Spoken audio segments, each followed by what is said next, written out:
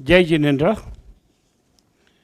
श्री गुजराती केळवणी मंडळ Matunga, Shri Manav Seva Sangh Sion, Jain social group Matunga, Jain social group Sion, Jain Jagruti centre Sion Matunga द्वारा चालती श्री गंभीरचंद उमेदचंद शाह पर्युषण व्याख्यानमाळाना 60મા વર્ષના આજના 5મા દિવસે સર્વે સંસ્થાઓ વતી આપ સૌનું હાર્દિક સ્વાગત છે।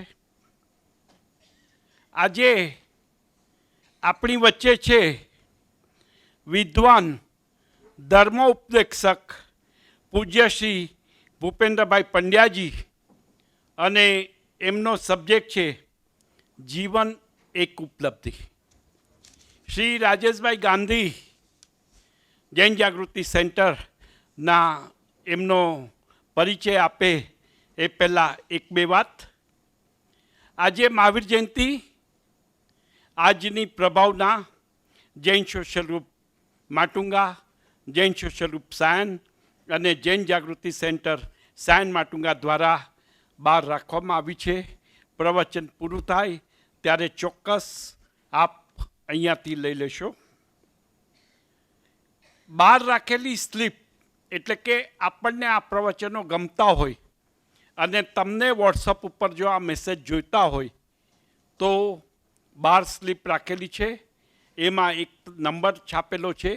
એ નંબર ઉપર તમે તમારું નામ અને વ્યાખ્યાનમાળાનો VY એટલું લખીને મોકલશો તો બીજા દિવસથી તમને વોટ્સઅપ મેસેજ શરૂ થઈ જશે। અત્યારના આપણને જે સ્તવન સંભળાવ્યા તેની માટે જયની, ખુશી અને જસવી અને કાજલબેન વિસરિયા તેમના શિક્ષક, આ ત્રણેય સ્કૂલને બાળકો છે, તેમને ચોક્કસ આપણે તાળીઓથી વધાવી લઈએ। તબલા ઉપર જવેશ વ્યાસ હતા અને કીબોર્ડ ઉપર નિલેશભાઈ સોલંકી। હું જૈન જાગૃતિ સેન્ટરના શ્રી રાજેશભાઈ ગાંધીને વિનંતી કરીશ કે તેઓ આપણા વિદ્વાન ધર્મ ઉપદેશક પૂજ્ય શ્રી ભૂપેન્દ્રભાઈ પંડ્યાજીનો તેમનો પરિચય આપે। મિત્રો, પર્યુષણનો આજે 5મો દિવસ છે। આપ સૌ સાતામાં હશો।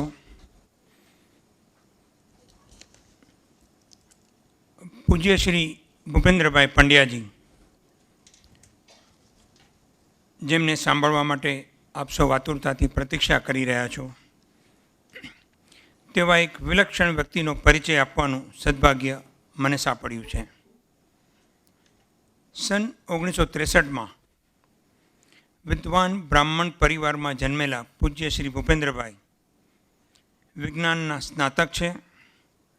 નાનપણમાં દાદીમાના ખોળામાં બેસીને સાંભળેલી શ્રીમદ ભાગવત, રામાયણ, મહાભારત અને આ બધી કથા અત્યારે ગાદીમાના ખોળામાં બેસી એટલે કે વ્યાસપીઠ પર બિરાજી સમગ્ર વિશ્વને સંભળાવી રહ્યા છે।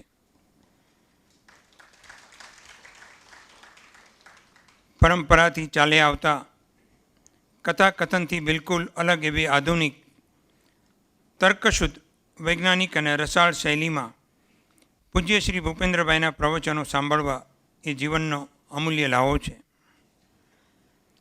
ગુજરાતી, હિન્દી, સંસ્કૃત, મરાઠી અને ઇંગ્લિશ એના પ્રભુત્વને કારણે એમના વિચારોની અભિવ્યક્તિને ભાષાની કોઈ મર્યાદા નડતી નથી। તેથી જ ભારતીય ઉપરાંત વિદેશી જિજ્ઞાસુઓ પણ પૂજ્ય શ્રી ભૂપેન્દ્રભાઈના જ્ઞાનનો લાભ લેતા હોય છે। છેલ્લા 35 વર્ષોથી ભારત ઉપરાંત વિશ્વના 5 ખંડોમાં ફરીને તેમણે 950થી પણ વધુ જ્ઞાન યજ્ઞો દ્વારા લાખો લોકોની અધ્યાત્મ ચેતનાને પ્રજ્વલિત કરી છે। એમના પ્રવચનો પર આધારિત શ્રીમદ ભાગવતામૃતમ ગ્રંથની ગુજરાતીમાં 21 અને અંગ્રેજીમાં 4 આવૃત્તિઓ પ્રકાશિત થઈ ચૂકી છે। પ્રાર્થના માટે ઉઠાવેલ બે હાથ કરતાં મદદ માટે લંબાવેલો એક હાથ વધુ ઉપયોગી છે એ સિદ્ધાંતમાં માનનારા પૂજ્ય શ્રી ભૂપેન્દ્રભાઈની પ્રેરણાથી ભારત ઉપરાંત ઇંગ્લેન્ડ, અમેરિકા અને આફ્રિકામાં કાર્યરત સત્કર્મ પરિવાર દ્વારા અને શૈક્ષણિક, સામાજિક અને મેડિકલ પ્રવૃત્તિઓ થતી રહે છે. એમના સાનિધ્યમાં ચારધામ, કૈલાસ માનસરોવર કે પછી અલાસ્કા કે યુરોપની ક્રૂઝ હોય, પ્રસન્નતા સાથે જ્ઞાનનો લાભ જેણે એક વખત લીધો એ વારંવાર લીધા વગર રહી શકતો નથી. આવું એક અનોખું વ્યક્તિત્વ ધરાવતા સરળ સંત પૂજ્ય શ્રી ભૂપેન્દ્રભાઈ પંડ્યા આપણી વચ્ચે ઉપસ્થિત છે, તે આપણા સૌનું સદભાગ્ય છે. હું તેઓશ્રીને વિનંતી કરું કે એમના જ્ઞાનસાગરમાંથી આજે જીવન એક ઉપલબ્ધિ એ વિષય પર પ્રકાશ પાથરે અને એની વાણીમાં આપણને સૌને તરબોળ કરે. પૂજ્ય શ્રી ભૂપેન્દ્રભાઈ પંડ્યાજી. વિશ્વાનિ દેવ સવિતર્દુરિતાનિ પરાસુવ યદ્ભદ્રંતન્ન આસુવ.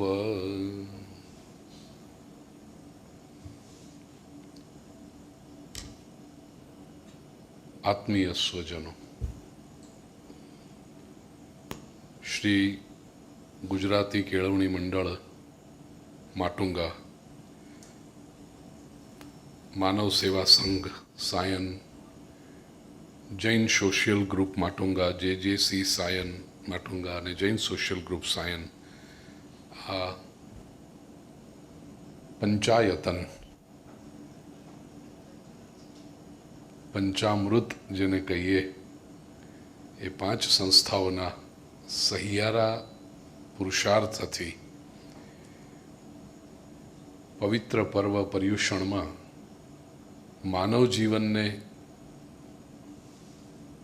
ઉન્નત કરવાનો પ્રયાસ, અને પ્રવીણભાઈએ કહ્યું, મને અત્યંત પ્રસન્નતા થઈ, 60મું વર્ષ છે. હંમેશા કહું કે સમયનો એક સ્વભાવ હોય છે, પ્રત્યેક પ્રવૃત્તિને નિરસ બનાવી દેવાનું. કાલ પીબતી તદ રસમ. શાસ્ત્રોમાં સમયની વ્યાખ્યા જેવી રીતે કરી છે. કાળ કોને કહેવાય? કે જે રસને ખેંચી લે છે. તમે ભોજન કરવા બેઠા હો, સ્વાદિષ્ટ દાળ છે, પહેલો ચમચો તમે દાળનો મુખમાં મૂકો ને તમને લાગે કે આહા, અમૃત સમાન છે દાળ. પણ પહેલી ચમચીમાં જે સ્વાદ છે બીજીમાં નથી, બીજીમાં છે ત્રીજીમાં નથી, પહેલી વાટકી પૂરી કરીએ બીજી વાટકીમાં નથી, ત્રીજી ને ચોથી વાટકી તમે દાળની કદાચ પી શકો, 5મી વાટકી ફરીથી પીરસવા આવે ને ત્યારે તમે કહેશો કે હવે ના જોઈએ. ખૂબ આગ્રહ કરે ને તમે 5મી વાટકી પણ દાળની પી જાઓ, 6ઠ્ઠી જ્યારે આપવા આવે ને તમે થાળી છોડીને ઊભા થઈ જાઓ. કેમ? પહેલી ચમચીમાં જે અત્યંત સ્વાદિષ્ટ લાગી એ 5મી વાટકી હવે જોઈતી નથી. તો એ પહેલી ચમચીથી 5મી વાટકી સુધી ફરક શું પડ્યો? એનો રસ ચાલ્યો ગયો. એ સમય છે. ભારતીય શાસ્ત્રકારોએ સમયને સેકન્ડ, મિનિટ, કલાક કે દિવસ જેવા શુષ્ક પરિણામમાં, શુષ્ક યુનિટમાં નથી વહેંચ્યું. કોઈ પણ વસ્તુ, વ્યક્તિ, પરિસ્થિતિમાં તમે કેટલો આનંદ લઈ શકો છો એ કાળની માત્રા નક્કી કરે છે. ઓબ્જેક્ટિવલી તમે કહેશો કે ઘડિયાળમાં આટલા વાગ્યા છે, પણ એને કાળ સાથે લેવા દેવા નથી. મા પોતાના દીકરાના લગ્ન કરતાવતી હોય, સવારે 4 વાગે ઉઠીને તૈયાર થઈ જાય, 7 વાગે નીકળવાનું છે, વરઘોડામાં આનંદ કરવાનો છે, વિવાહીઓનું સ્વાગત સ્વીકારવાનું છે, ઘણા બધા સ્વજનોને મળવાનું છે, આગ્રહ કરીને ભોજન પીરસાય લેવાનું છે. સવારે 4 વાગે શરૂ થયેલો દિવસ એનો રાતના 1:30 વાગે પૂરો થાય, છતાંય કહેશે કે દિવસ ક્યાં જતો રહ્યો ખબર ન પડી. કારણ એ પ્રવૃત્તિ એટલી રસમય હતી કે સમયનો ખ્યાલ ન રહ્યો. અને કોઈ સ્વજનની સેવા કરવાની હોસ્પિટલની ડ્યુટી આવે એમને તાવ હોય અને પોતા મૂકવાના હોય ઠંડા પાણીના બરફના, જેણે રાતની ડ્યુટી કરી હશે ને ખબર હશે કે રાતના 1:30 વાગ્યાથી સવારના 4 કેવી રીતે વાગતા હોય છે. વારે ઘડીએ તમે આમ ઘડિયાળ સામે જોયા કરો, હજી 5 જ મિનિટથી આપણને લાગે કે જાણે 5 કલાક વીતી ગયા છે. કેમ? એ સમય લંબાઈ ગયો. સમય સેકન્ડ ને મિનિટ તો પોતાનું એ જ કામ કરતા હતા. ઓબ્જેક્ટિવલી જુઓ તો એટલો જ સમય વીત્યો છે, પણ સબ્જેક્ટિવલી એ કલાક 2 કલાક કે 3 કલાકનો સમય પણ આપણને કેટલો લાંબો લાગે છે. કારણ એક એક ક્ષણમાંથી રસ એવો ચૂસાઈ જાય છે કે સમય લંબાતો જાય છે. કાલઃ પિબતિ તદ રસમ. સમયના પ્રવાહમાં હમણાં જ એક જગ્યાએ વાત કરતો હતો, ગઈકાલે અમદાવાદમાં પ્રવચન કરતી, કાળની સાથે 2 શબ્દો જોડાય છે સંસ્કૃત, હિન્દી, ગુજરાતી ભાષામાં. કાલાગ્નિ અને કાલ પ્રવાહ. વિમલભાઈ, કાલરૂપી અગ્નિ અને કાળનો પ્રવાહ છે. પ્રવાહ આવ્યો એટલે ફ્લુઇડિટી આવી, પ્રવાહી આવ્યું, જળ, નદીનો પ્રવાહ છે, બધાને તાણી જાય. આ અગ્નિ અને જળ પરસ્પર વિરોધી તત્વો છે, પણ બંનેમાં ગુણ એક એ છે કે જે હોય એને ખતમ કરી નાખે છે. કાળરૂપી અગ્નિમાં જે પડ્યું એ ભસ્મીભૂત થશે, અને કાળરૂપી પ્રવાહમાં જે તણાયું એ ખેંચાઈને ક્યાં જતું રહેશે ખબર નથી.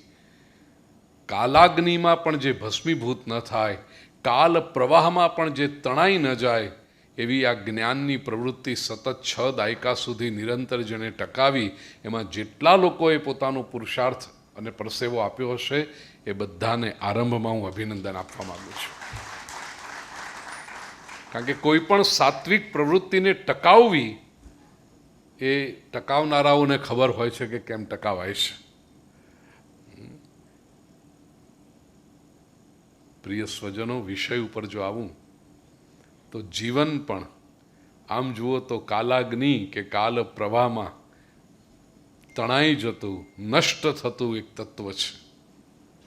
16-17 વર્ષે સમજણ આવે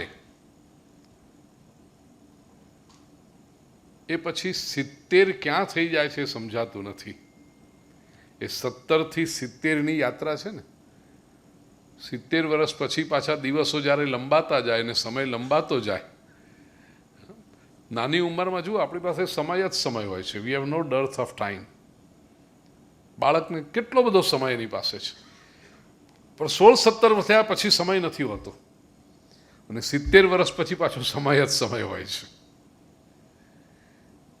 એટલે લોકો કહે કે 17 થી 70 ક્યાં થઈ ગયા એ સમજાયું જ નહીં. 4 દિન કી ચાંદની, બોલો, 4 દિન કી ચાંદની નહોતી, પૂરા 53 વર્ષ હતા. આપણને ભાન ન રહ્યું. અને એટલા માટે ગુજરાતીમાં બહુ સાત્વિક ચાપખા વીંખતા અખાએ કહ્યું, તિલક કરતા 53 થયા, જપમાળાના નાકા ગયા. જિંદગી ક્યાં વીતી ગઈ એ સમજાય નહીં. જીવનરૂપી એક ઉપલબ્ધિ છે, એની અનુભૂતિ કરવાનું, એનો સદુપયોગ કરવાનું કામ આપણે ચૂકી ગયા. પ્રિય સ્વજનો, પરિચયમાં જેમ કહ્યું, ઈશ્વરની કૃપા છે, છેલ્લા 30 વર્ષથી સમગ્ર વિશ્વમાં પ્રવાસ કેવળ ધર્મના કામે કરવાનું થાય છે. 3 દિવસ પહેલાં જ લંડનથી આવ્યો છું, વિરલભાઈ જાણે છે.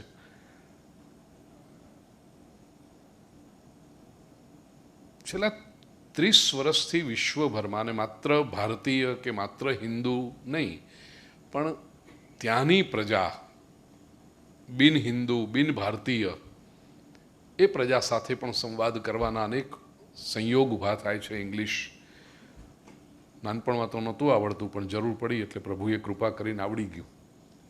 તો અંગ્રેજીમાં જ્યારે પ્રવચનો થાય અને મોટી સંખ્યામાં વિદેશીઓ, પરદેશીઓ, સ્વાભાવિક છે એમની સાથે કનેક્ટ કરવા માટે થોડું એમનું સાહિત્ય પણ વાંચવું પડે કે ભાઈ આ લોકો શું વાંચે છે, શું વિચારે છે. તો એના માટે વેસ્ટર્ન વર્લ્ડમાં, વિશેષ કરીને ઇંગ્લિશ ભાષામાં બેસ્ટ સેલર લિસ્ટમાં જે રહેતે હોય ગ્રંથો એ વાંચવાનું થયું કે એમની વાત જરા એમની રીતે કરી શકીએ તો એમને વધારે સ્પર્શ થાય. એટલે છેલ્લા 25 વર્ષથી ન્યુયોર્ક બેસ્ટ સેલર્સ કે બીજા બધા જે બેસ્ટ સેલર્સ લિસ્ટ હોય એ ગ્રંથોને વાંચવાના થયા, ચાર્ટમાં જે ટોપ કરતા હોય એવા. અને જે મંથન આપણું ચાલે, કંઈક નિષ્કર્ષ એવો નીકળ્યો કે પશ્ચિમના વિશ્વમાં, અને પછી અત્યારે તો ગુજરાતી સાહિત્ય પણ તમે જો વાંચતા હશો તો મોટાભાગે અનુવાદો જ થાય છે, અને પ્રકાશકો કે આ જ ચાલે છે, લોકો આ જ વાંચે છે. 4 પ્રકારની ગ્રંથો લોકો પાસે મુકાય છે. એક મેનેજમેન્ટ, પ્રબંધન શાસ્ત્ર. બીજું છે ખૂબ વંચાય છે અને ખૂબ વેચાય છે એવા પુસ્તકો, એવા વિચાર, આત્મવિકાસની વાતો, સેલ્ફ હેલ્પ, સેલ્ફ ડેવલપમેન્ટ જેને વેસ્ટર્ન વર્લ્ડમાં કહે છે. ત્રીજું છે હ્યુમન રિલેશન્સ, માનવીય સંબંધો વિશેના ગ્રંથો. બહુ શરૂઆતમાં જે લોકોને વાંચવાનો શોખ હશે એમને ખબર, ડેલ કાર્નેગીએ પુસ્તક પ્રકાશ કર્યું હતું, how to win friends and influence people. Best sellers. આપણે તો વખતે નાના હતા, અતુલભાઈ સ્કૂલની લાઇબ્રેરીમાં પ્રવીણભાઈ આપે કદાચ વાંચ્યું હોય, જીવન જીવવાની કળા ને આ બધા. એક સેલ્ફ હેલ્પ, માનવીય સંબંધોના પુસ્તકો. અને ચોથા જે છે એ છે લીડરશિપ ક્વોલિટીઝની, નેતૃત્વ શાસ્ત્ર. ઘણું બધું વાંચ્યું, પણ વાંચતા વાંચતા એ સ્થિતિ આવી, પ્રિય સ્વજન, એમ થાય કે આમાં નવું શું છે? ભાષા જુદી છે, વિચારો નવા નથી. આવા જ વિચારો, આવા નહીં, આના કરતા શ્રેષ્ઠ વિચારો. આપણને બહુ ગૌરવ થાય કે ભારતીય ઋષિઓએ હજારો વર્ષ પહેલા ગ્રંથસ્થ કરી અને મૂક્યા છે. And that is the richness of Sanskrit language. સીધું પછી તો સંશોધનનો વિદ્યાર્થી હું રહ્યો, રિસર્ચનો. મેનેજમેન્ટ શાસ્ત્ર જો શીખવું હોય, પ્રિય સ્વજનો, આપણે સમજવું હોય, મહાભારત જેવો ગ્રંથ અને મહાભારત જેવા ઉન્નત વિચારો, પછી એ મેનેજમેન્ટ કોર્પોરેટ મેનેજમેન્ટ હોય, એ મેનેજમેન્ટ સ્ટેટ મેનેજમેન્ટ હોય, રાજ્યશાસ્ત્ર હોય, રાજ્યનું પ્રબંધન કેવી રીતે કરવું, તમારો વ્યવસાયનું પ્રબંધન કેવી રીતે કરવું, કે પોતાના જીવનનું પ્રબંધન, લાઈફ મેનેજમેન્ટ, એ જો શીખવું હોય તો મહાભારત જેવો શ્રેષ્ઠ ગ્રંથ તમને બીજે ક્યાંય નહીં મળે. સેલ્ફ હેલ્પની વાત જો કરીએ, આત્મવિકાસની વાત કરીએ, તો વેદાંતનો અદ્ભુત ગ્રંથ યોગ વાસિષ્ઠ રામાયણ. પ્રચલિત નથી બહુ. રામાયણ તરીકે પણ હું એના પર પણ આવીશ. હ્યુમન રિલેશનશિપની બાબતમાં જોવું હોય, માનવીય સંબંધોની બાબતમાં જોવું તો વાલ્મીકી રામાયણ અથવા તો ગોસ્વામી તુલસીદાસજીનું રામચરિત માનસ, અદ્ભુત એમાં વાતો છે. તમે જો રામાયણમાં પ્રસંગ તો તમે જાણતા હશો, કથા જાણતા હશો. પિતા પુત્રના સંબંધ કેવા હોય, મા દીકરાના સંબંધ કેવા હોય, ભાઈ ભાઈના સંબંધ કેવા હોય, પતિ પત્નીના સંબંધ કેવા હોય, રાજા અને પ્રજાના સંબંધો કેવા હોય, માલિક અને સેવકના, સ્વામી અને સેવકના સંબંધો કેવા હોય. આ કોઈ પણ રિલેશનશિપની વાત કરો તો રામાયણ તમને ઉત્તમ આદર્શ પૂરો. અરે હું તો આગળ વધીને કહું કે ઇવન શત્રુના સંબંધો પણ કેવા હોય એ રામ અને રાવણના સંબંધ પરથી ખબર પડે કે એનિમોસિટી એ પણ ઇટ્સ અ રિલેશનશિપ છે, શત્રુતા પણ એક સંબંધ છે. તો શત્રુતા પણ કેવી રીતે નિભાવવી એ રામાયણ પરથી ખબર પડે છે. પણ આત્મવિકાસની વાત કરું, યોગ વાસિષ્ઠ રામાયણ એ રામાયણનો એક અંશ છે, પણ એમાં એટલું બધું સુંદર પછી ડિટેલિંગ થયું છે. શ્રી રામની ઉંમર જ્યારે પહોંચે છે 17-18 વર્ષ, યુવાનીમાં પ્રવેશ કરી રહ્યા છે, એ વખતે રામના મનમાં વિચાર આવે છે કે 18 વર્ષનો હું થયો, મારા લગ્નની વાતો શરૂ થશે, રાજ્યાભિષેક થશે, એટલે રાજ્ય ગાદી પર બેસવાનું, સત્તાની જે જવાબદારી છે સંભાળવાની, લગ્ન થશે એટલે પારિવારિક સંબંધો સ્વીકારવાના આવશે, એ પ્રકારની બધું. ચક્રવર્તી સમ્રાટ છે એટલે સંપત્તિ તો છે જ, સુખ સુવિધા તો છે જ, એ ભોગવવાનું, બસ આમાં જ જીવન પૂરું થશે. આ તો બધા કરે છે. અને મારે પણ જો આ જ કામ કરવાનું હોય તો એ તો મારે કરવું નથી. 17-18 વર્ષની ઉંમરે પ્રિય સ્વજનો મર્યાદા પુરુષોત્તમ શ્રી રામચંદ્રજીને, આજની ભાષામાં કહું, મનોવિજ્ઞાનનો શબ્દ પ્રયોગ કરીને કહું તો ડિપ્રેશન આવ્યું છે. જે મનુષ્ય કોઈક ને કોઈક ઉંમરે અનુભવતો હોય છે કે આ મારું જીવન શા માટે, આજે આપણો વિષય છે ને જીવન એક ઉપલબ્ધિ, what is the meaning of my life, હું શું જીવી રહ્યો છું કે શું જીવી રહી છું. પ્રત્યેક દિવસ જાણે પાછલા દિવસની ઝેરોક્સ કોપી. સવારે ઉઠ્યા, નાયા ધોયા, ચા નાસ્તો કર્યો, છાપું વાંચ્યું, ઓફિસે નીકળ્યા, ટ્રાફિકમાં ફસાયા, કામકાજ કર્યું, પૈસા કમાયા, પ્રમોશનની વાત કરી, સુખ સગવડની જીવન વધારવાની વાતો કરી, સાંજે ઘરે આવ્યા, ટીવી જોયું, પતિ પત્નીએ થોડોક ઝઘડો કરી લીધો. એટલે માટુંગાની વાત નથી,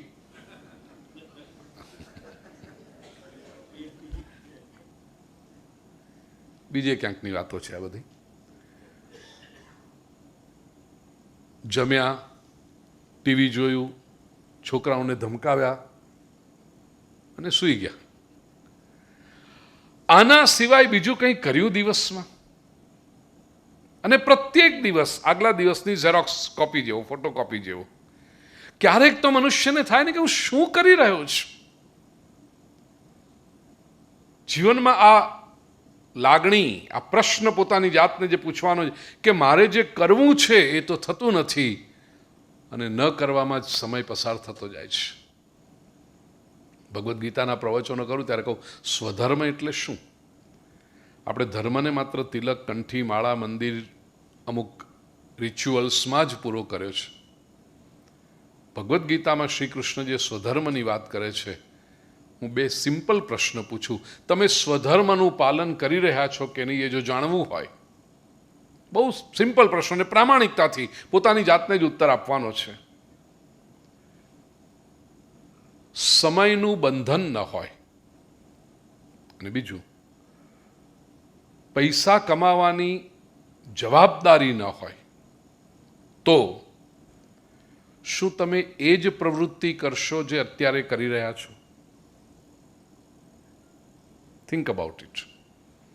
સમયનું બંધન ન હોય અને પૈસા કમાવાની જવાબદારી ન હોય, will you do the same thing what you are doing today? જો તમારો જવાબ હા હોય તો હું આપને કહું કે તમે સ્વધર્મનું પાલન કરી રહ્યા છો. પણ મોટા ભાગના લોકોનો જવાબ હશે કે ના, સમય મળે ને આ કરવું છે, થોડાક ફ્રી થઈએ ને એટલે આ કરવું, સમય કાઢીને થોડુંક પછી આ કરીશું તો આનંદ આવશે. એનો અર્થ કે તમારે જે કરવું છે, તમારો માહિલો જેમાં રાજી થાય, તમારા આત્માને જેમાં આનંદ આવે, એવી પ્રવૃત્તિ અત્યારે તમે પોસ્ટપોન કરી રહ્યા છો, પાછી ઠેલી રહ્યા છો, કારણ કે જવાબદારીઓ નડી રહી છે. દીકરો ગ્રેજ્યુએટ થઈ જાય ને એટલે હાશ, દીકરીના લગ્ન થઈ જાય ને પછી આપણે ધંધો થોડોક ઓછો કરીએ, અને પછી આપણે જે કરવું છે ને એ સંગીતમાં આપણને શોખ છે, ગાવું છે, પણ ઘણા વખતથી સમય નથી મળ્યો. દીકરો એક વખત બિઝનેસ સંભાળી લે ને પછી આપણે ટ્રાવેલિંગનો એટલો શોખ છે, કેટલી બધી જગ્યાએ જવાનું છે, પણ આપણે જઈ નથી શક્યા. બસ દીકરો ભણીને ઓફિસમાં આવતો થઈ જાય એક વખત. આનો અર્થ પ્રિય સ્વજનો કે આપણે સ્વધર્મમાં જીવી નથી રહ્યા, જેમાં આપણને જોબ સેટિસ્ફેક્શન, ઇનર ફુલફિલમેન્ટની અનુભૂતિ થાય. આ જીવનની જે ઉપલબ્ધિ છે એનાથી આપણે પોતાની જાતને વંચિત રાખી રહ્યા છીએ, આપણે સ્વધર્મમાં નથી. રામને જ્યારે આ થયું, ફ્રસ્ટ્રેશન આવ્યું, કુલગુરુ વશિષ્ઠ, આટલા માટે પ્રિય સ્વજનો કુલગુરુની જરૂર હોય છે. જેમ ફેમિલી ડૉક્ટર હોય, ફેમિલી ચાર્ટર્ડ એકાઉન્ટન્ટ હોય, લોકો મોટા થતા ચાલે પેલી ફેમિલીનો લોયર પણ એક રાખવો પડે. આજના યુગમાં શહેરી જીવનમાં પ્રદેશમાં છે, અને એ બીમારી ભારતમાં પણ આવતી જાય છે, ફેમિલી સાયકાટ્રિસ્ટ પણ હોય, કન્સલ્ટન્ટ. આ બધાને જેમ રાખીએ છીએ એવી રીતે કુલ ગુરુ પરિવારના એક ગુરુ હોવા જોઈએ કે કંઈ પણ આવું થાય ત્યારે એને પૂછી શકીએ પ્રશ્ન અને આપણને સાચું માર્ગદર્શન આપે. 18 વર્ષની ઉંમરના શ્રી રામે કુલગુરુ વશિષ્ઠજીને પૂછ્યું કે મારે આ નથી કરવું, આ rigmarole આ એકની એક ઘટમાળમાં મારે નથી મારી જાતને પૂરી કરી દેવી, શું કરી શકું? અને એ વખતે વશિષ્ઠજીએ જે ઉપદેશ આપ્યો શ્રી રામને એ છે યોગ વાસિષ્ઠ રામાયણ. પ્રિય સ્વજનો, સેલ્ફ હેલ્પ માટે, આત્મવિકાસને માટે આનાથી સરસ શાસ્ત્ર તમને બીજું કોઈ મળશે નહીં. અને હું ભાગ્યશાળી કે મારી 18-19 વર્ષની ઉંમરે આ ગ્રંથ મારા હાથમાં આવ્યો અને હું એને આત્મસાત કરી શક્યો. લીડરશિપ ક્વોલિટીની વાત કરીએ, નેતૃત્વ શાસ્ત્રની વાત કરીએ પ્રિય સ્વજનો, તો ભારત ભૂમિમાં જે ચાણક્ય થયા છે, કૌટિલ્ય, અને એના 2 ગ્રંથો અર્થશાસ્ત્ર અને ચાણક્ય નીતિ, આનાથી વધીને કોઈ લીડરશિપ ક્વોલિટી હોઈ ન શકે. લોકડાઉન દરમિયાન યુટ્યુબ ચેનલ પૂજ્યશ્રી ભાઈ પર મેં ચાણક્ય નીતિ પર, એના લગતો વિષય, ચાણક્ય નીતિની ક્ષમા કરજો, વિદુર નીતિ પર પ્રવચન શરૂ કર્યા. લગભગ સરખા છે. Success and happiness the practical way એ નામથી એ પ્લેલિસ્ટમાં એ રીતે છે. મને એટલા માટે યાદ આવ્યું કે હમણાં જ સાંજે આજે અમારા એક ખૂબ સ્વજન રમેશભાઈ પટેલનો ફોન આવ્યો કે ચેલેન્જીસ તો દરેકના જીવનમાં આવતી હોય કે ગુરુજી આપના આ પ્રવચનો, એમાં ખાસ કરીને success and happiness the practical way, એના પ્રવચનો છેલ્લા 1 મહિનાથી રોજ એક મિનિમમ સાંભળો, 1 કલાકના પ્રવચન છે. અને એટલી બધી હિંમત મળી છે એનાથી, એટલું બધું માર્ગદર્શન મળ્યું છે, સમસ્યાઓમાંથી સમાધાન પ્રાપ્ત થયા છે. તો આ જે વસ્તુઓ છે પ્રિય સ્વજનો, નેતૃત્વ શાસ્ત્રનું, આ ગ્રંથોનો સમન્વય કરીએ, મહાભારત, યોગ વાસિષ્ઠ રામાયણ, વાલ્મીકી રામાયણ, તુલસી રામાયણ અને અર્થશાસ્ત્ર, ચાણક્ય નીતિ, એ બધાનો સમન્વય કરીએ ને તો આપણને 2 ગ્રંથો પ્રાપ્ત થાય, જે મારા અત્યંત પ્રિય ગ્રંથો છે, શ્રીમદ ભાગવત અને શ્રીમદ ભગવદ્ ગીતા. એમાં બધાનો સાર છે. એ જેણે ગ્રંથ આત્મસાત કર્યા પ્રિય સ્વજનો, એ જીવનની આ એક અનુપમ ઉપલબ્ધિ, અમૂલ્ય ઉપલબ્ધિ, જીવન શું છે એ સમજી શકે છે. એનું કારણ 83,99,999 શરીર છોડ્યા એ પછી આ જે સંયોગ આવ્યો છે ને, જો આપણે એને સમજી શકીએ તો, એક નાનકડું દ્રષ્ટાંત મને યાદ આવી રહ્યું છે. એક વ્યક્તિ પ્રવાસ કરતો હતો, ઉનાળાના દિવસો હતા, એટલે દિવસે ખૂબ ગરમી પડે, એણે એવું નક્કી કર્યું કે રાતના પ્રવાસ કરું, થોડીક ઠંડક હોય એટલે તડકો ન નડે અને પ્રવાસ સુગમતાથી થઈ શકે, થાક ઓછો લાગે. રાત્રિના પ્રવાસ કરે, દિવસે આરામ કરે. જતો તો માર્ગમાં જંગલ આવ્યું. જંગલમાંથી પસાર થઈ રહ્યો છે, ઘનઘોર અમાસની રાત્રિ હશે, 2-4 ઠોકરો વાગી, કંઈક એવું થયું. એટલે એને થયું કે ચાલ્યો તો ખૂબ હું, ને ઠોકરો વાગે છે, જંગલનો પ્રદેશ છે, કદાચ કોઈ જીવજંતુ આવી જાય, કોઈ સર્પ કે એવું આવે અને દંશ મારે, એના કરતાં હવે સૂર્યોદય થવામાં થોડીક જ વાર છે, આવું પ્રતીક્ષા કરું ને પછી આગળનો પ્રવાસ કરીશ. એક જગ્યાએ થોડુંક એને પથ્થર જેવું દેખાયું, બેઠો ત્યાં. ખ્યાલ આવ્યો એને કે બાજુમાંથી નદી કંઈક પસાર થઈ રહી છે.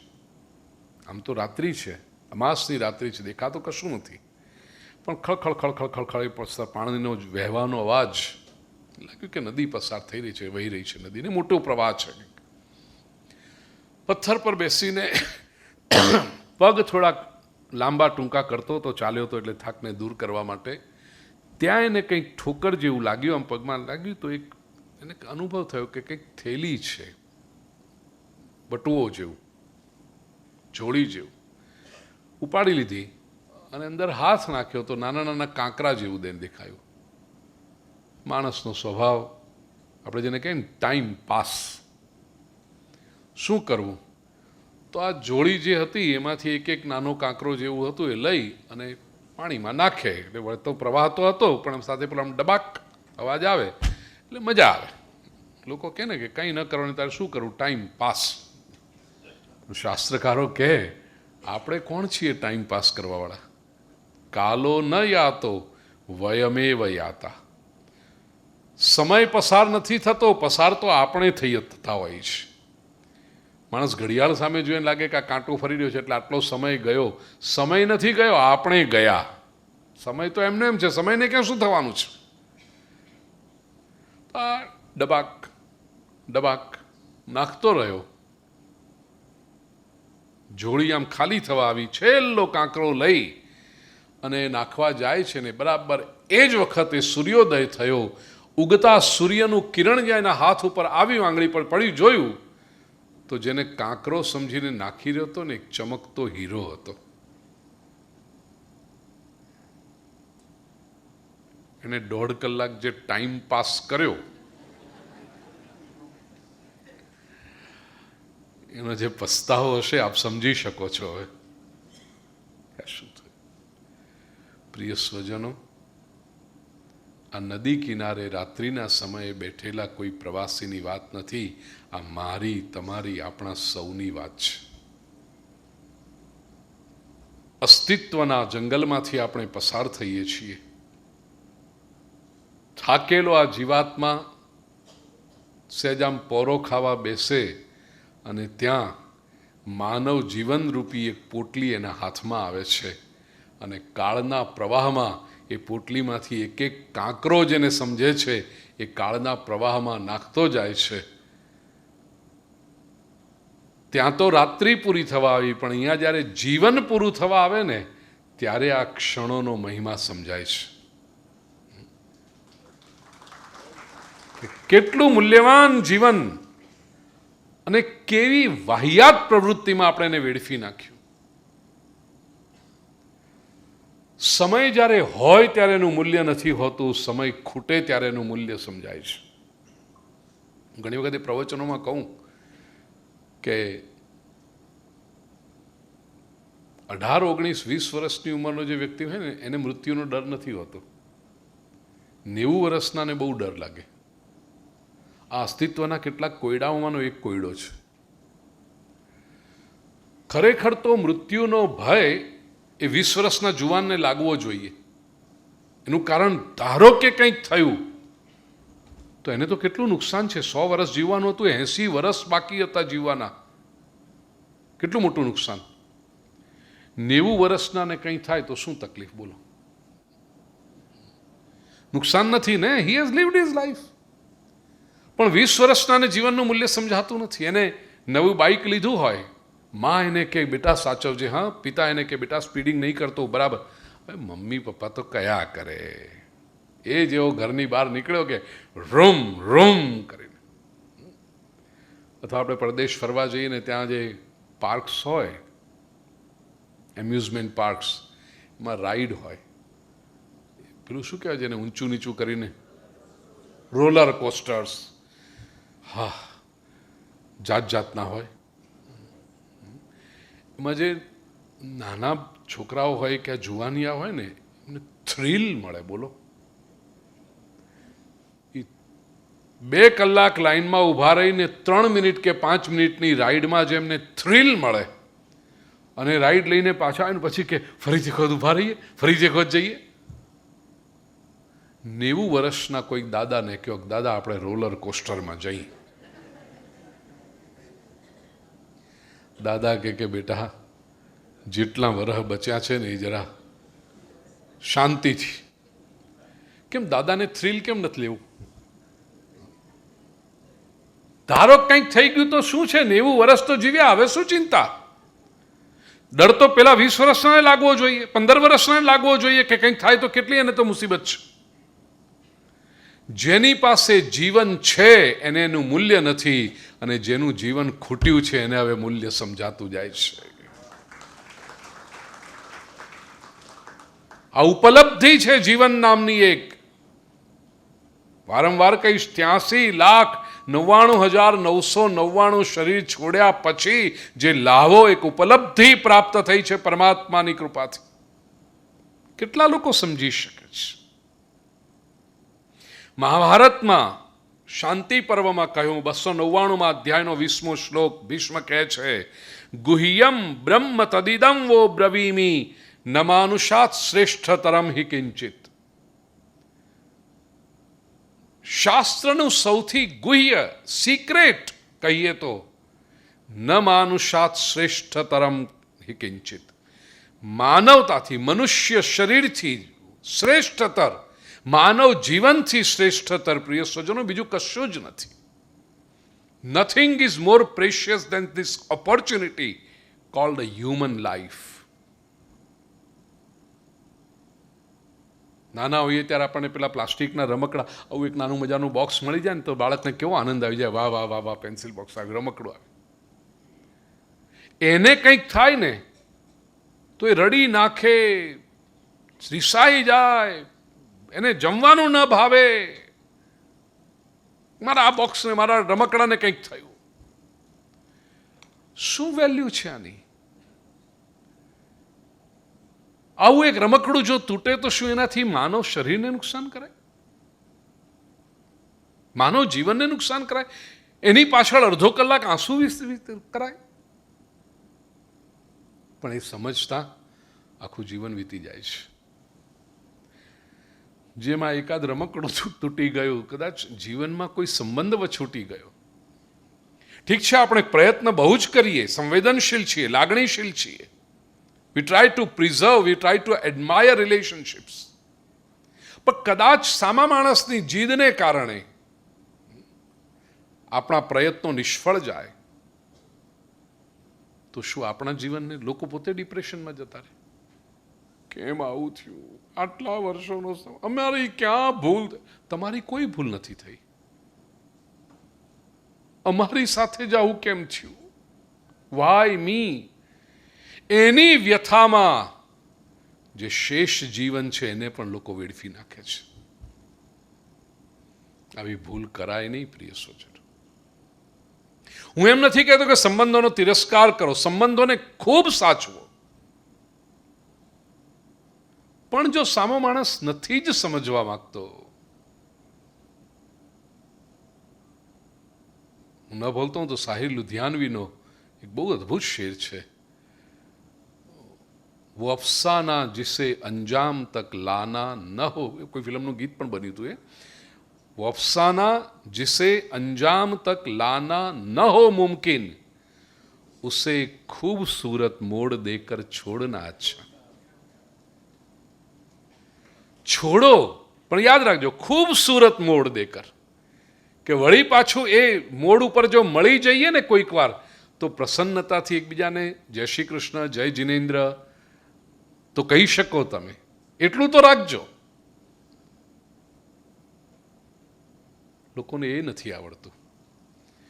લોકોને સંબંધ સાચવતા પણ નથી આવડતું અને સંબંધને છોડતાય નથી આવડતું. એ ઘણા લોકો સંબંધ છોડે ને તો એટલો અગલી રીતે, એટલો ગંદી રીતે, એટલો કુરૂપતાથી છોડે કે તમને બીજી વખતે માણસનું મોઢું જોવાનું મન ન થાય. પ્રિય સ્વજનો, ન માનુષાત શ્રેષ્ઠતરમ હિ કિંચિત. પ્રાચીન ભારતીય મનીષીઓએ માનવથી શ્રેષ્ઠ અને માનવ ધર્મથી શ્રેષ્ઠ, માનવતાથી શ્રેષ્ઠ બીજી કોઈ વાતને નથી ગણી. ઈશ્વરની કેટલી કૃપા હશે કે આપણને માનવ જન્મ મળ્યો છે. પશ્ચિમના શાસ્ત્રોનો અભ્યાસ કર્યા પછી આપને કહું છું, પ્રિય સ્વજનો, મને ભારતીય સંસ્કૃતિ પ્રત્યે ગૌરવ, આદર, પ્રેમ એટલા માટે થાય છે કે ભારતીય સંસ્કૃતિની બહાર જ્યારે તમે નીકળો છો ને તો બીજા બધા જ ધર્મોમાં માનવતાનો વિરોધ કર્યો છે. માનવ તત્વનો, માનવતા એટલે સેવાનો ને બધો નહીં, એ તો બધી બહુ વાતો કરી, એની ગરીબોની મદદ કરો ને બધી બહુ વાતો કરી, પણ હ્યુમન લાઈફ ઇટસેલ્ફ, એનો વિરોધ કર્યો, સંસારનો વિરોધ કર્યો. અલબત્ત શ્વાઇઝરે કહ્યું છે most religions of the world are life negative, and શ્વાઇઝર is true to a great extent. જે વાતો આપણે માનવ જીવનમાં સહજતાથી કરતા હોઈએ, સ્વાભાવિક રૂપે કરતા હોઈએ, એવું જે ન કરે એને લોકો ધાર્મિક માની લે. દ્રષ્ટાંત, આપણે ઘરમાં રહીએ, ઘર છોડીને જે જતો રહે એ ધાર્મિક કહેવાય. ઘરમાં નથી રહેતા, બોલો, જંગલમાં રહે છે, ઝાડ નીચે જ રહે છે, ઘાસની ઝૂંપડીમાં જ રહે છે, પછી એ ઘાસની ઝૂંપડીમાં એસી ફિટ કરાવ્યું હોય, ઘરમાં રહેતા જ નથી.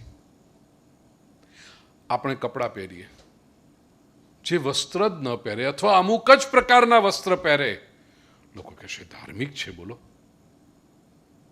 તમે બધા સરસ કેવા રંગરંગીન કપડાં પહેરો છો, રૂપાળા લાગો તમે બધા, પણ એ બધું ન કરે તે બહુ ધાર્મિક છે. બોલો, ભૂપેન્દ્રભાઈ પંડ્યા ધાર્મિક શું કામ? કારણ કે વ્હાઈટ એન્ડ વ્હાઈટ પહેરે છે એટલે.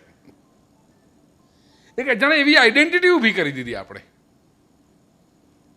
જરૂરી નથી કે કેવળ વ્હાઈટ એન્ડ વ્હાઈટ પહેરતા હોય તેથી ભૂપેન્દ્રભાઈ ધાર્મિક છે, પણ માણસ સામાન્ય વ્યક્તિની દ્રષ્ટિ છે.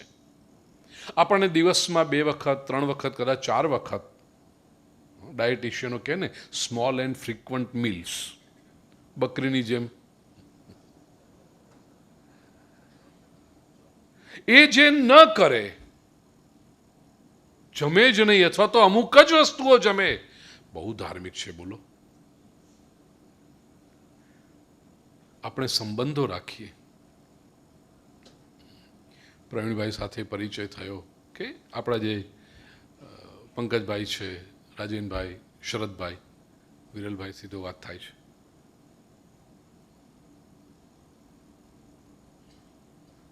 યાદ રાખીએ, બીજી કોઈ વખત મળીએ તો હા આપણે મળ્યા હતા, આનંદ આવ્યો હતો.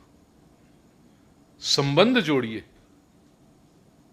એ સંબંધ જે રાખે જ નહીં, હमें किसी से कोई लेना देना ही नहीं है, दूर રહો, અગારો, બધા છેટારો, કે બહુ ધાર્મિક છે. બોલો, કોઈની સાથે સંબંધ જ નથી રાખતા.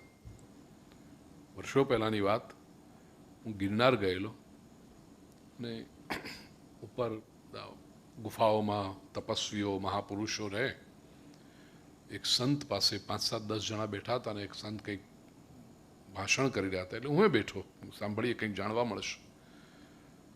संत के बोलता बोलता बताया है कि मैंने संसार को त्याग कर दिया है, मुझे किसी से कुछ लेना देना नहीं है, मेरी माता के शरीर के मेरे सामने टुकड़े टुकड़े किए जाए फिर भी मुझे कुछ नहीं होगा. આવું જા બોલ્યો, હું તો ઊભો થા તો ભયંકર માણસ છે. નજરની સામે આપણી માતાના દેહના ટુકડા કરવામાં આવે અને કાંઈ ન થાય. મેં કીધું મને તો મારી માને તાવ આવે તોય મને ચિંતા થાય.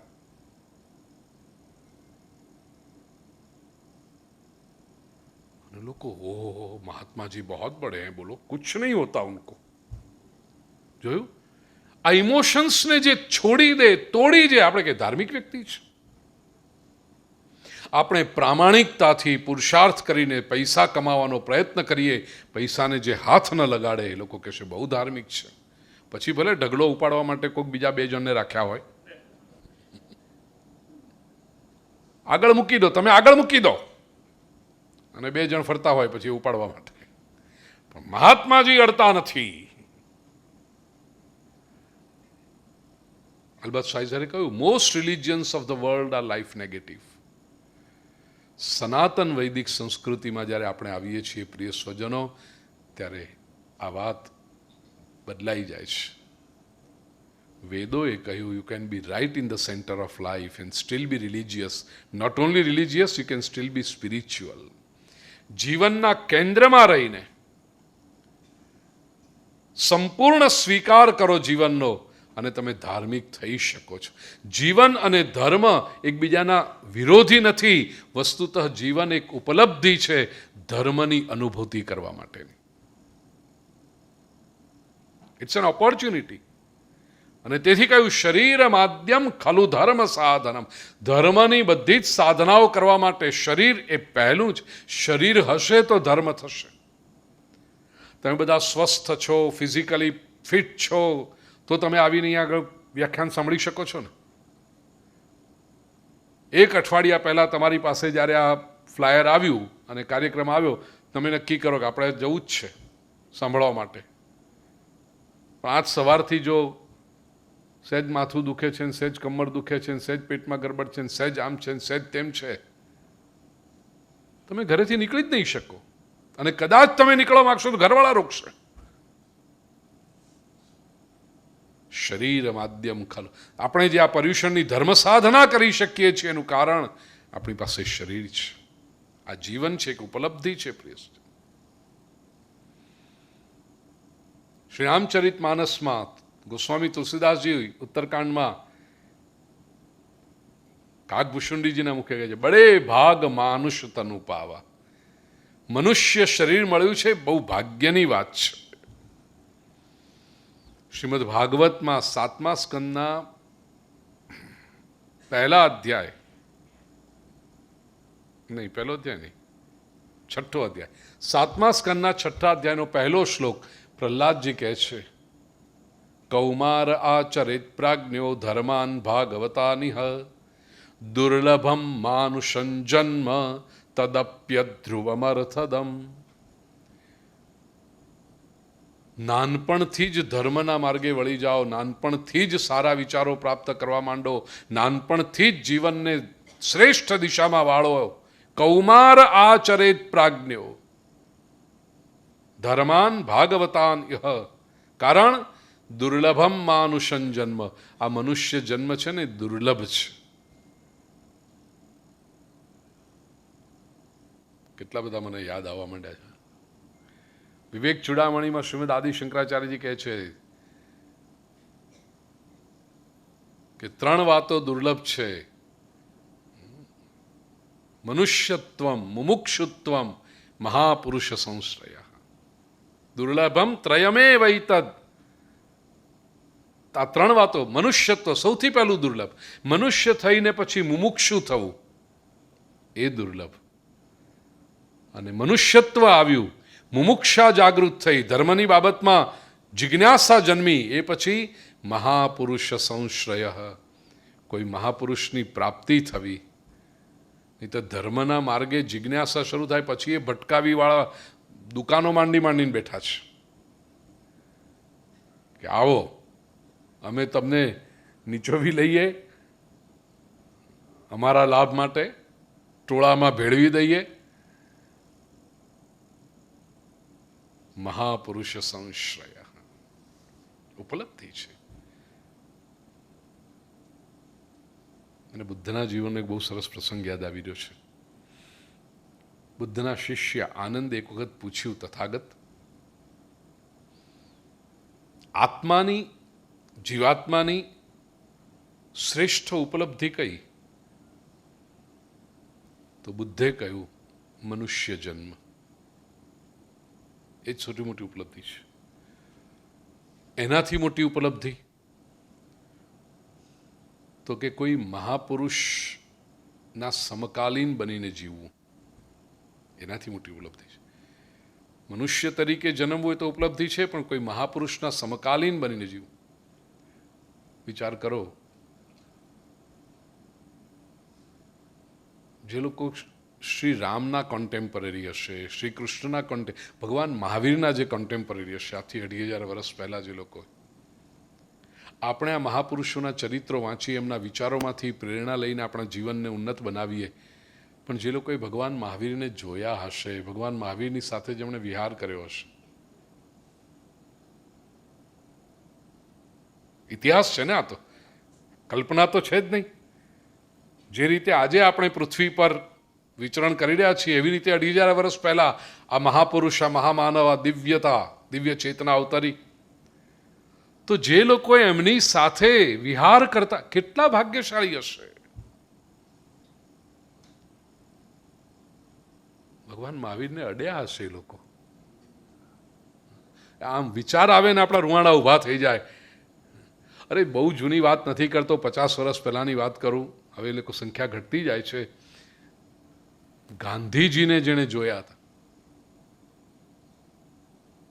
શરૂઆતમાં કથા માટે બહારગામ જાઉં ને મને કે એ ગામમાં કે એક શહેરમાં કે આ ગાંધી એક સ્વાતંત્ર્ય સેનાની છે જે ગાંધીજી સાથે જેલમાં રહ્યા હતા, 2 મહિના એમણે ગાંધીજીની સેવા કરી હતી. હું કહું બોલાવો એમને.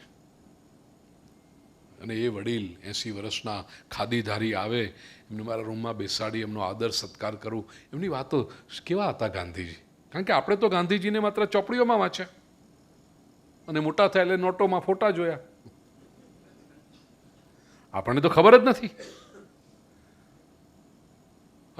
ગાંધી તો 50 વર્ષ 60 વર્ષ પહેલાની વાત, 70 વર્ષ પહેલાની વાત. કેવું આપણે મને એટલીસ્ટ મને થતું કે હો ગાંધીજીને જોયા છે મને. એટલે કે હા, અમે તો ગાંધી સાથે રહ્યા હતા, અમે દાંડી કા કૂચમાં ગયા હતા, મીઠાનો સત્યાગ્રહ અમે કર્યો. આવા લોકોનું મળ્યો છે, આપે કદાચ મળ્યા હશે. માટુંગા અને સાયનમાં તો ઘણા સત્યાગ્રહીઓ હતા, મને ખ્યાલ છે. બહુ જાગૃત ભૂમિ છે સાયન માટુંગા. તો વિચાર કરો, જે ગાંધીજીની સાથે સમકાલીન હતા, એમની સાથે આપણા માટે આપણને આદર જન્મે. ભગવાન મહાવીરના જે સમકાલીન હતા, બુદ્ધ કહે છે કે કોઈ મહાપુરુષના કન્ટેમ્પરરી હોવું એ મોટી ઉપલબ્ધિ છે. આનંદે પૂછ્યું એનાથી મોટી ઉપલબ્ધિ? બુદ્ધ કહે છે તમને ખબર પડે કે મહાપુરુષ છે.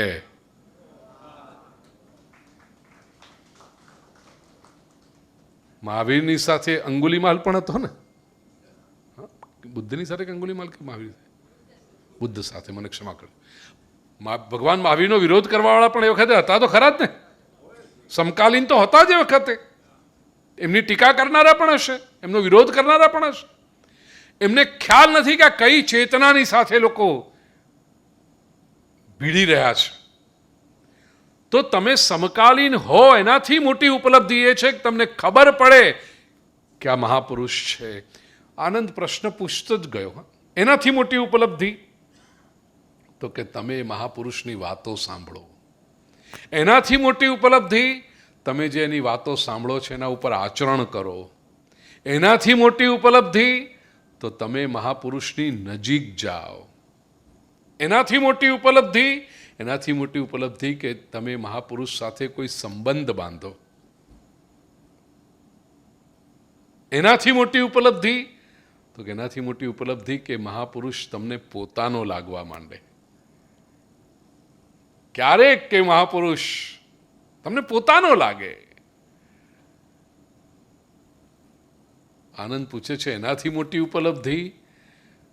બુદ્ધ કહે છે એનાથી મોટી ઉપલબ્ધિ તમે એ મહાપુરુષને પોતાના લાગો. એ મહાપુરુષ તમને પોતાના ગણે. આનંદ પૂછે છે એનાથી મોટી ઉપલબ્ધિ? બુદ્ધ કે હવે શાંત બેસ, એનાથી મોટી ઉપલબ્ધિ હોઈ ન શકે. એકવાર કોઈ મહાપુરુષે તમને કહ્યું તુમ મેરે હો, તુમ પહોંચ ગયે. આ ભવસાગરને પાર કરી ગયા તમે. જ્યારે કોઈ મહાપુરુષ તમને કહે તું મારો છે, એ તમને પોતાના ગણે, उससे बड़ी उपलब्धि क्या हो सकती? પ્રિય સ્વજનો, પણ એ ક્યારે થઈ શકે આખી યાત્રા? જો નાની ઉંમરથી શરૂ થઈ હોય તો. તેથી દુર્લભમ માન કૌમાર આચરિત પ્રાજ્ઞો ધર્માન ભાગવતાનિહ દુર્લભમ માનુષં જન્મ તદપ્ય ધ્રુવમ અર્થદમ. ભગવદ્ ગીતામાં શ્રી કૃષ્ણ કહે છે 15મા અધ્યાયના 7મા શ્લોકમાં મમૈવાંશો જીવલોકે જીવભૂત સનાતન. આ બધા જે જીવાત્મા છે ને એ બધા મારા સનાતન અંશ છે.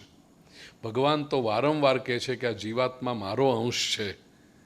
જીવાત્માને ક્યારે એવું લાગે છે કે હું પરમાત્માનો અંશ છું? ભગવાન તો જીવાત્માને વારંવાર કહે છે કે તું મારો છે, તું મારો છે. પણ આ જીવાત્મા એમ જ સમજે છે ભગવાન હું તો દિવસમાં દર્શન કરવા આવું 2 વાર, બાકી તો હું સંસારનો ને. ભૂલ પરમાત્માની નથી.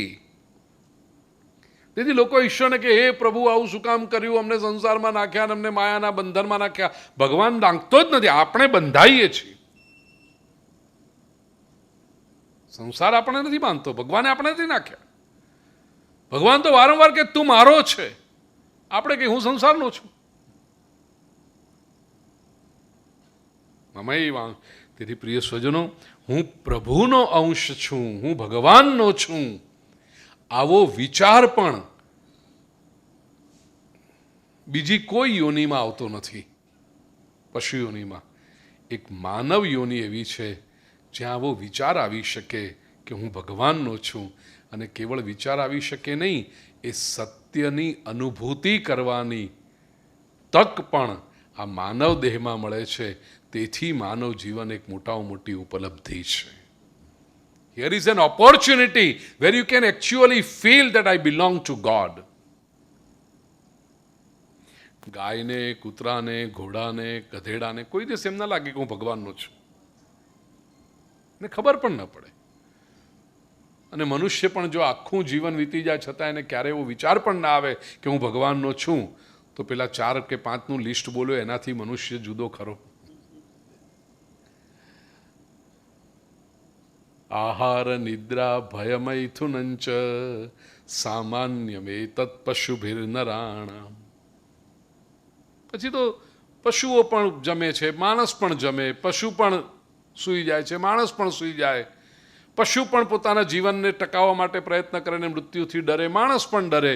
અને પશુ પણ મૈથુન કરીને પ્રજા ઉત્પન્ન કરે, માણસ પણ. તો પછી ફરક શું છે? હું ભગવાનનો છું, આ અનુભૂતિ કેવળ માનવ દેહમાં થાય છે. મનુષ્યે પ્રાચીન સમયથી આ વિચાર કર્યો છે પ્રિય સ્વજનો, જે વિચારને બહુ સુંદર રીતે શ્રીમદ આદિ શંકરાચાર્યજી ચરપટ પંજરિકા સ્તોત્રમાં મૂક્યો. કસ્ત્વમ કોહમ કુત આયાત કામે જનની કોમે તાત ઇતિ પરિભાવય સર્વમસારમ વિશ્વમ ત્યક્ત્વા સ્વપ્ન વિચારમ ભજ ગોવિંદમ ભજ ગોવિંદમ ભજ ગોવિંદમ મૂઢમતે પ્રાપ્તે સન્નિહિતે મરણે નહીં નહીં રક્ષતિ ડુક્રે. કસ્ત્વમ, તમે કોણ છો? કોહમ, હું કોણ છું? કુત આયાત, ક્યાંથી આપણે આવ્યા છીએ? કામે જનની, કોણ છે મારી માતા? કોમે તાત, કોણ મારો પિતા? કોને લીધે હું આવ્યો આ સંસારમાં? આ મૂળભૂત પ્રશ્નો થવા જોઈએ. પ્રિય સ્વજનો, 5 પ્રશ્નો છે. પહેલું તો હું કોણ છું? કોહમ, હુ એમ આઈ. વિશ્વભરના દાર્શનિકોએ આ પ્રશ્ન ઉપર ચિંતન કર્યું અને આ પ્રશ્નનો જવાબ જેમ બદલાતો જાય એમ ખબર પડે કે આ માણસનો કેટલો વિકાસ થયો છે. શરૂઆતમાં પૂછો કે કોણ છો? આ રહ્યો ને શરીર. શરીર હું છું? શરીરમાં તો પરિવર્તન આવે છે, આત્મામાં પરિવર્તન શક્ય છે. શરીર તો બદલાતું રહે છે. જન્મ્યા ત્યારે 7-7.5 પાઉન્ડનું શરીર 35-40 થતા થતા તો 170 પાઉન્ડનું થઈ જાય છે. ડૉક્ટર કે હવે ઓછું કરવાને. કેટલું બદલાયું. મેડિકલ સાયન્સમાં રિસર્ચ કરનારા લોકો કહે છે પ્રિય સ્વજનો, દર 7 વર્ષે આપણું આખું શરીર બદલાઈ જાય છે, એક કોષ. કારણ કે સતત જૂના કોષ નષ્ટ થાય, નવા કોષ નિર્માણ થાય, એ પ્રક્રિયા ચાલતી જ રહે છે. 7 વર્ષે આખું બોડી ઓવરહાઉલિંગ થઈ જાય છે, બદલાઈ જાય છે. એટલે અત્યારે જો તમારી ઉંમર 35 વર્ષની હોય તો એનો અર્થ કે તમે 5 શરીર બદલી નાખ્યા. એ જન્મ્યા હતા એ વખત તમે જે હતા એ છો જ નહીં, બધું બદલાઈ ગયું. બનેલી ઘટના કહું, પ્રસંગ રમૂજી છે પણ એમાંનો રસ છે એ સમજજો. પ્રદેશમાં, અમેરિકા કહું, શહેરનું નામ નહીં પૂછતા, પ્રાઇવસી લો ત્યાં લાગુ પડે, બધું પ્રગટ ન કરવાનું હે ને. અમેરિકાના એક બહુ મોટા શહેરમાં મારે દર વર્ષે જવાનું થાય. અનેક પરિવારો પ્રવચનનું આયોજન કરે. 25 વર્ષ પહેલાંની વાત છે. એ પરિવારમાં મારે પહેલી વખત જવાનું થયું. પતિ પત્ની 2 જણા. પતિ ખૂબ ભણેલા, ઇન્ટેલિજન્ટ, પ્રોફેશનલ. બેન પણ સારા, સરસ રીતે ઘર સાચવે, પ્રવૃત્તિ બધી કરે. હવે એ બહેનને એક એવું હતું કે ખૂબ સરસ રીતે ઘર સાચવે છે, બધી વસ્તુઓનું ધ્યાન બહુ સરસ રીતે રાખે છે, અને રાખે કરે, એને શોખ પણ હતો ત્યાં સુધી બરાબર. બહેનની તકલીફ એ હતી કે એ બધાને જણાવે અને બધાએ એ રજીસ્ટર કરવું પડે. એટલું જ નહીં, બહેનના વખાણ કરો ત્યાં સુધી તમને ઘરમાંથી જવા ન દે.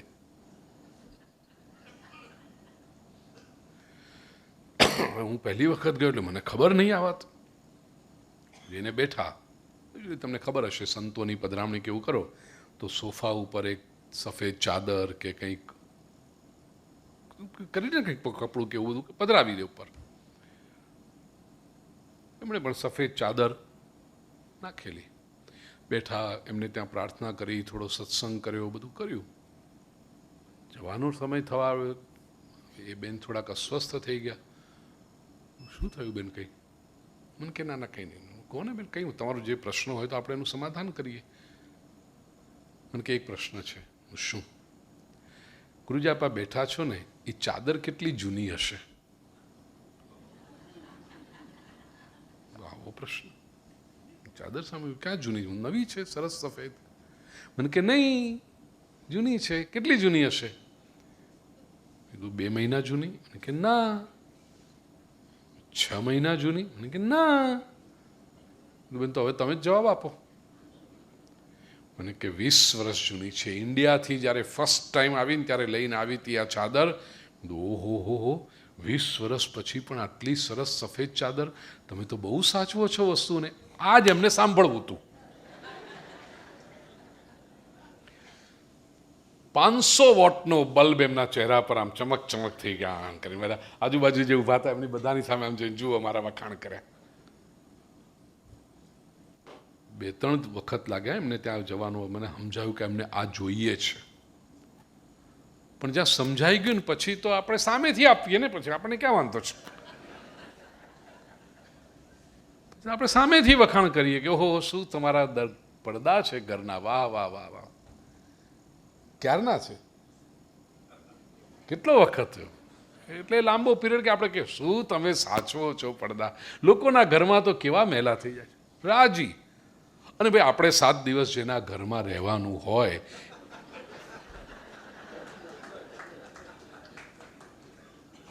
એમને રાજી રાખવું કંઈ ખોટું જ નથી, કારણ કંઈ અધર્મનું કામ તો નથી કરતા.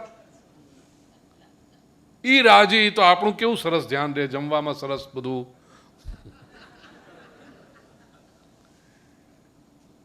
એક દિવસની વાત છે,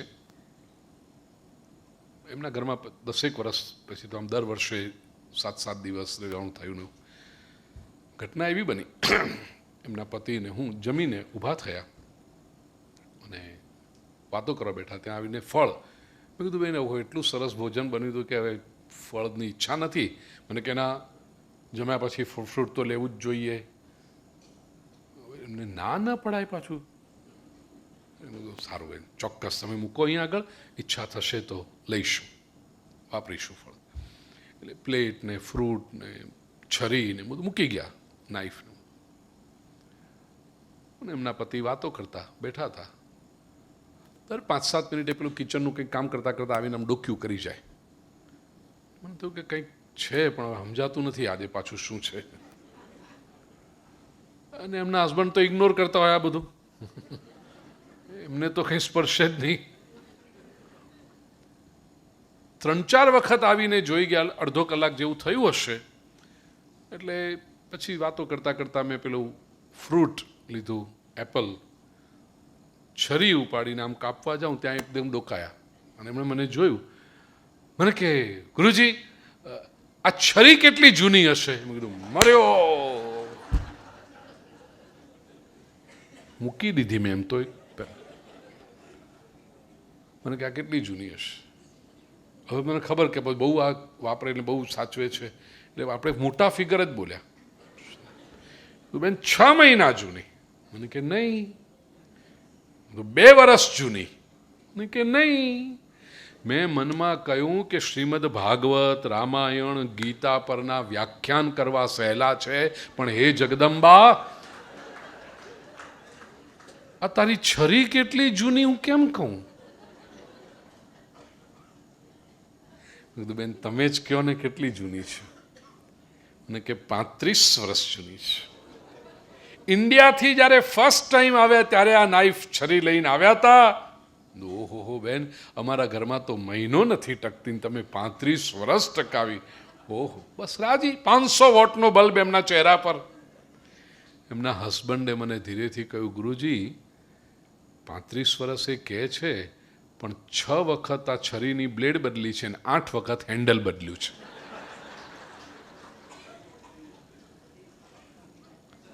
રહી છરીએ. આપણું પણ આ થાય ભાઈ, દર 7 વર્ષે આખું શરીર બદલાઈ જાય અને છતાં આપણે આ શરીર ઉપર હાથ મૂકીને કે આ હું નથી. આપણે તો હું કોણ? હુ એમ આઈ? ઉત્તર જેટલો ઉન્નત થતો જાય, નામ પણ આપણે નથી, કારણ કે નામ નહોતું પાડ્યું ત્યારે પણ આપણે હતા. સંબંધ આપણે છીએ, આનો પુત્ર, આનો ભાઈ, આનો પતિ, આની પત્ની, આની બહેન, એ આપણે છીએ. એ સંબંધ નહોતા એ વખતે પણ આપણે હતા, અને કદાચ જો સંબંધ વિચ્છેદ થશે તો પણ આપણે તો રહીશું. હું એમ કોણ છું? શ્રેષ્ઠત્વ પર જ્યારે આવે ત્યારે અહમ બ્રહ્મા, હું ભગવાનનો છું, હું પ્રભુનો છું. એ જેમ જેમ ઉત્તર ઉન્નત થતો જાય. બીજું, આ વિશ્વ શું છે? માણસને આ પ્રશ્નો થવા જોઈએ. જીવન જન્મીને આવ્યા છીએ મનુષ્ય તરીકે, તો what is this world around મી? ત્રીજો પ્રશ્ન,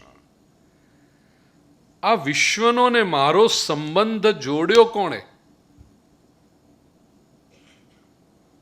સ્વાભાવિક છે, વિશ્વને મેં બનાવ્યું નથી,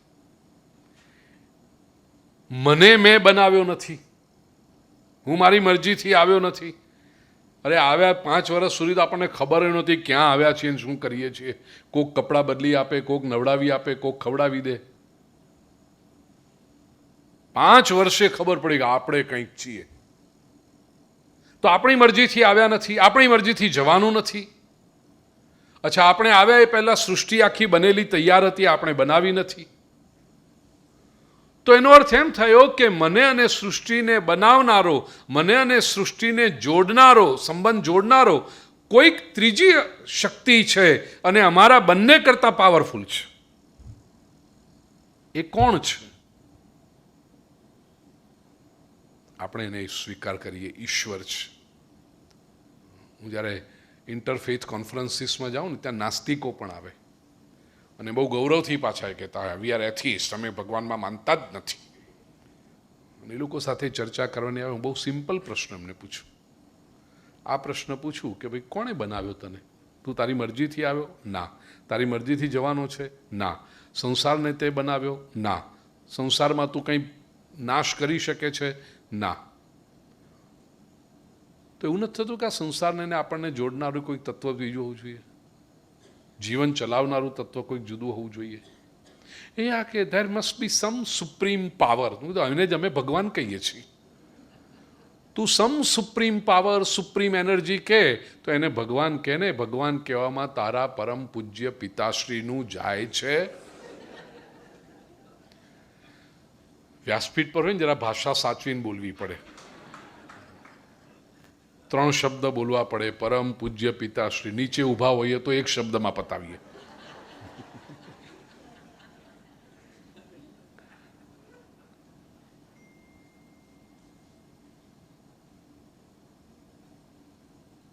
ઈશ્વર કોણ છે? એ ઈશ્વર સાથેનો જે સંબંધ છે, તો મારે આ વિશ્વમાં કેવી રીતે રહેવાનું છે? જીવનની ઉપલબ્ધિ પ્રાપ્ત કરી છે, તો આ સંસારમાં મારે કેવી રીતે રહેવાનું? કથામાં હું કહું, પ્રિય સ્વજનો, 2 જ રીતે તમે રહી શકો. આ સંસાર છે, ભગવાનનું ઘર છે, અને કોઈના ઘરમાં રહેવાનું હોય ને તો 2 પ્રકાર. સેવક તમારા ઘરમાં રહે છે, તમારો નોકર હોય ને તમારા ઘરમાં રહે, પણ એ રહેતી વખતે એને ખબર હોય કે આ ઘરમાં હું રહું છું, પણ ઘર મારું નથી.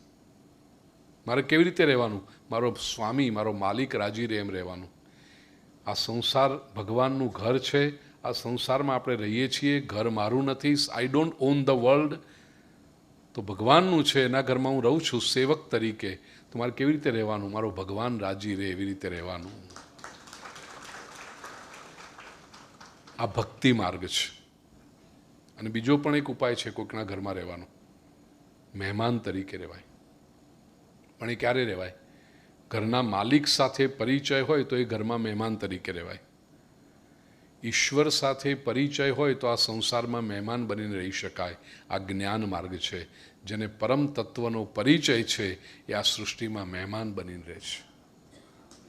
આ જ્ઞાન માર્ગ છે. અને મહેમાન બનીને રહેવાની પણ પદ્ધતિ છે ભાઈ. આપણા માટે સગવડ તો બહુ સારી થાય. તમે કોઈકને ત્યાં 7 દિવસ મહેમાન તરીકે ગયા હો, તમને ખબર હશે. મને તો ભગવાને એવા ક્ષેત્રમાં રાખ્યો છે કે દર અઠવાડિયે નવા નવા ઘરમાં મહેમાન તરીકે જ હોઉં. અને અનુભવ પરથી કહું છું કે કોઈકના ઘરમાં મહેમાન બનીને રહેવામાં જે મજા છે ને, એ મજા ઘરે રહેવામાં નથી. કેવું સરસ ધ્યાન રાખે બધા આપણું. સવારના પહોરમાં તમે ચા પીતા હો તો ચા, કોફી પીતા હો તો કોફી, દૂધ પીતા હો તો દૂધ, ગાયનું દૂધ પીતા હો તો ગાયનું દૂધ, અને ભારતીય ગાયનું દૂધ પીતા હો તો ઇન્ડિયન કાઉનું દૂધ. બધી વ્યવસ્થા કરે. જમવાનું કોઈ પ્રકારની ચિંતા છે તમારે? પણ આ બધી સગવડ થાય ત્યારે આપણા મનમાં વિચાર શું આવે કે આપણે જેના ઘરમાં મહેમાન બનીને આવ્યા છીએ, આપણા હોસ્ટ, આપણા યજમાન કેટલા સંસ્કારી છે. એ જ્યારે આપણા ઘરે આવશે ને ત્યારે આપણે પણ એનું એટલું જ ધ્યાન રાખશું. પ્રિય સ્વજનો, ભગવાન જેવો યજમાન ક્યાં મળે? ભગવાન જેવો હોસ્ટ. આ સંસારમાં જે કંઈ સુખ સુવિધાઓ બધી ઊભી કરી છે ને, એણે આપણને આપી છે. કારણ કે મહેમાન તરીકે છીએ તો આપણા મનમાં ક્યારેક થવું જોઈએ કે મારાથી પણ ભગવાન માટે જે થઈ શકે હું કરી લઉં કંઈક. કારણ કે એના જેવો કેટલું મારું ધ્યાન રાખે છે. બીજું, મહેમાન તરીકે સગવડો સારામાં સારી કરી હોય, પણ યાદ રાખજો એ બધું કેવળ ઉપયોગ કરવા માટે છે, વાપરવા માટે છે. આપણે એના માલિક નથી. હું અહીંયા આવ્યો અને આ સરસ મજાનો તકિયો દેખાય છે ને તમને? અહીંયા વ્યવસ્થા કરી જે આયોજન સમિતિ, વ્યાખ્યાનમાળા સમિતિના સભ્યો હશે એમણે કલાક સવા કલાક આ તકિયા ઉપર હાથ ફેરવું, વારે ઘડીએ નજર પડે, અને પછી મને થાય કે આવું તકિયો આપણા ઘરે નથી. બસ હવે સમય પૂરો થવા આવ્યો છે. સ્ટેજ પરથી ઉતરતી વખતે આ તકિયો લઈને જો નીચે ઉતરું ને, વિમલભાઈ સામે જ બેઠા છે, કે છે ગુરુજી બીજી બધી વાત થઈ હતી, આપણે તકિયાની વાત નહોતી થઈ.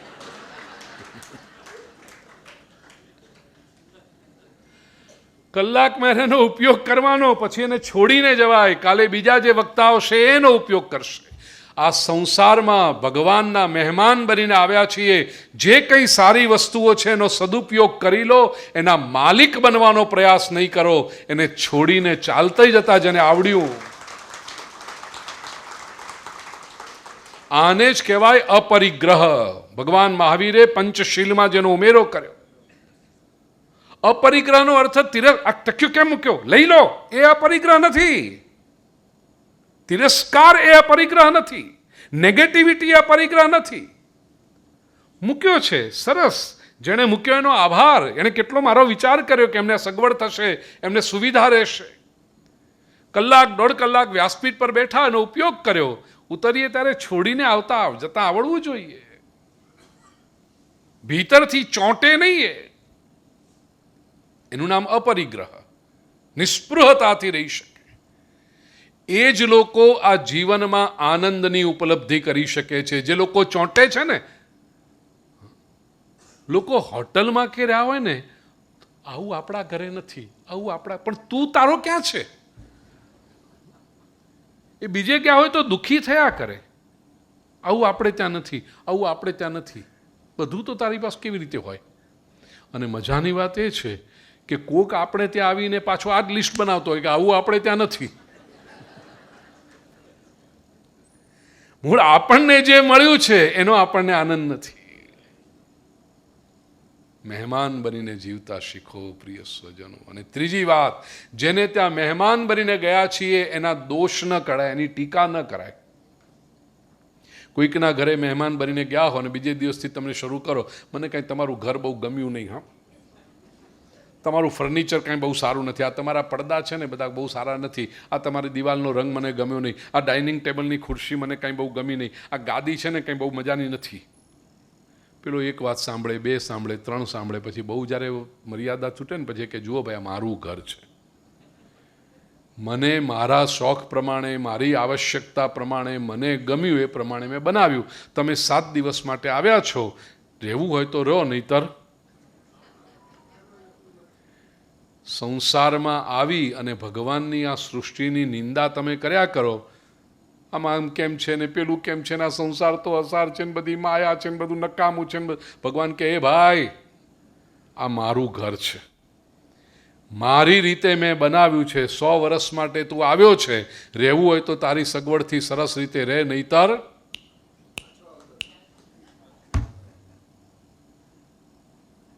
નિંદા ન કરાય. બસ આ નાની નાની વાતો છે પ્રિય સ્વજનો, એને સમજીને જો જીવન વિતાવીએ તો જીવન એક આનંદની ઉપલબ્ધિનું ધામ બને છે, એક અદ્ભુત ઓપોર્ચ્યુનિટી બને છે. અને જેને આ નથી આવડતું એમને માટે જીવન એક લોંગ ડ્રોન ઓર્ડિયલ, જાણે સજા. એમના ચહેરા પર ઉદાસીનતા, કોને ભગવાન ઉપાડી લે, ભગવાન કે તને ઉપાડીને કરું છું, તું ત્યાં જ પડ્યો રહે. આ દિવેલિયું ડાચું મારે જોવાનું આવે? પણ જે સરસ રીતે જીવે છે એને ઈશ્વર સાથે પણ આનંદ આવે.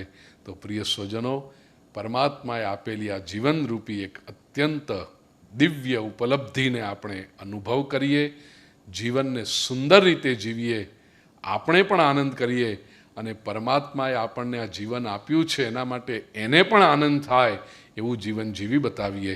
એ જ શુભકામના સાથે આપ સૌના અંતઃકરણમાં રહેલા પરમાત્માની શ્રદ્ધાને પ્રણામ કરી મારી વાણીને વિરામ. અદ્ભુત વાતો ગુરુદેવ પાસે સાંભળી, તેની કોઈ જ સમીક્ષા હું કરી શકું એમ નથી. એમને જેટલી બધી સરળતાથી સમજાવી છે કે મારે સમીક્ષા કરવાનો વિષય જ નથી.